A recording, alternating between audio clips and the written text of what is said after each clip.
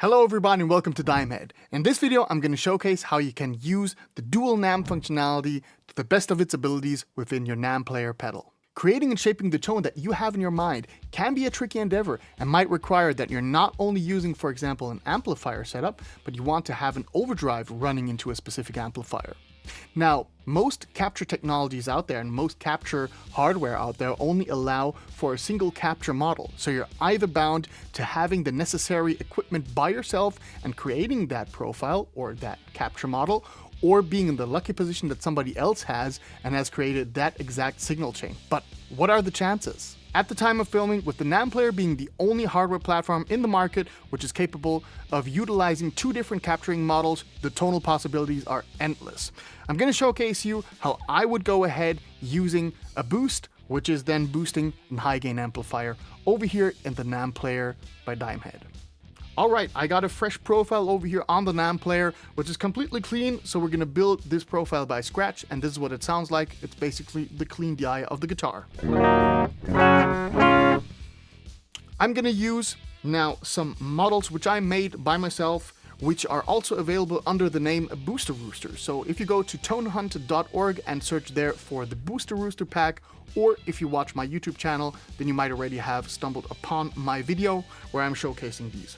So I'm going to go ahead and use the parent button first to utilize the gate, and I'm going to set it up so that we kind of got a baseline threshold going on with -72. Next up, I'm going to the gain menu, and pressing on the parent button will enable basically the boost NAM block or the overdrive NAM block. In this, I can enable that, then choose the NAM file from my user base, and what do we got over here? I'm just gonna go for the time being with an King in yellow from Lichtlärm Audio, with basically the lower frequencies taken out a little bit and the higher frequencies boosted a little bit. So they kind of optically resemble a V, so I called this the soft V. So let's go with that. And now we have the possibility to adjust the gain of this capture.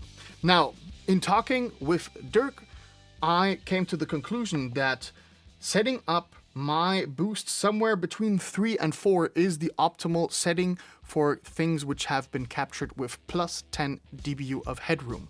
So I'm just going to go with 3.5 for the time being, just as a baseline, kind of to get along with that. I'm going to leave the equalizer unchanged, even though you even have now more sculpting possibilities over here via this EQ. Gonna close this, so now we got the NAM loaded and it's resembled via this small FX NAM plus EQ over here. Next up, I'm gonna load the amplifier into the NAM player. So I'm gonna press on NAM and go to the user, and over here I'm gonna select from my Booster Rooster pack the EVH on the lead channel. Let's go with that.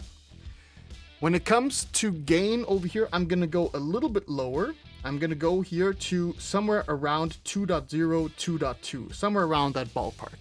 The reason for that is that the gain structure or the gain range between the amplifier NAM block and the overdrive or boost NAM block are different. So while you have a range on the boost block to enhance the gain by 4, so the multiplier is basically 4. On the amp, you have it by 5. So that means that having the same number reflects a different gain level between the boost and the amplifier. So just a word of warning, make sure that you gain stage your presets correctly. I'm gonna move on over here, gonna turn off the normalization and simply load an IR file out of my White Cross or my Trinity pack, which I call it. It's also available on Tonehunt, and I'm gonna select the SM57 and the SE Electronics V7X on my Marshall 1960 AV cabinet. I already know that I would like a low pass on this particular cabinet, as well as a little bit of a high pass over here. So let's go with those settings over here, and let's see what it sounds like.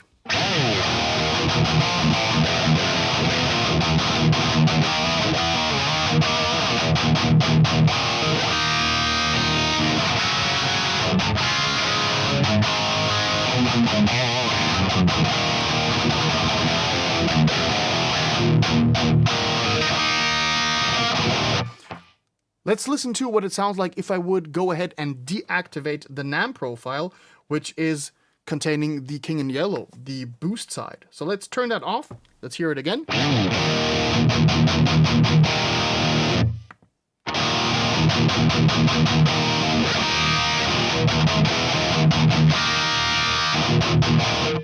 That's exactly what I really like when it comes to boosting in high gain amplifier. I could now go ahead and maybe take out the treble a little bit because it maybe sounds a little bit too harsh to my taste, and boost a little bit more the bass.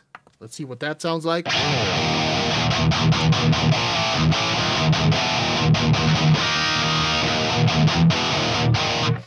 Or we could substantially roll back the gain so that we're not hitting the amplifier so hard.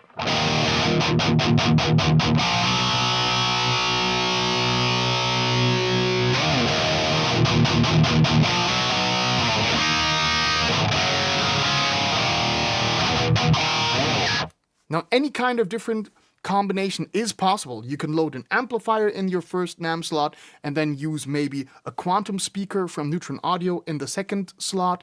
That would be an absolute valid possibility on using the dual NAM functionality as well. You could also use maybe a preamp in the first slot and a power amp capture in the second slot, or whatever comes to mind. So the tonal possibilities are indeed endless. So now that I got my dual NAM setup over here configured and I'm ready to rock, I'm just going to thrash some riffs over here and I hope we're going to see each other in the next video.